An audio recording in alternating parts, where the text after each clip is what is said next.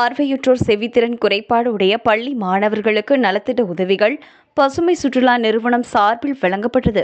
தஞ்சை மாவட்டம் பாபநாசம் பசுமை சுற்றுலா நிறுவனம் சார்பில் பள்ளி மாணவர்களுக்கு நலத்திட்ட உதவிகள் வழங்கும் நிகழ்ச்சி நடைபெற்றது. நிகழ்ச்சியில் தஞ்சாவூர் பார்வையற்ற மற்றும் செவித்திறன் குறைபாடுடைய குழந்தைகளுக்கு KMWT நிறுவனம் மற்றும் பாபநாசம் பசுமை சுற்றுலா நிறுவனம் சார்பில் பரணிதரன் மாணவர்களுக்கு நலத்திட்ட உதவிகள் மற்றும் அறுசுவை உணவுகளை வழங்கினர். நிகழ்ச்சியில் பள்ளி ஆசிரியர்கள் KMWT நிறுவனத்தின் நிர்வாகிகள் கலந்து கொண்டனர்.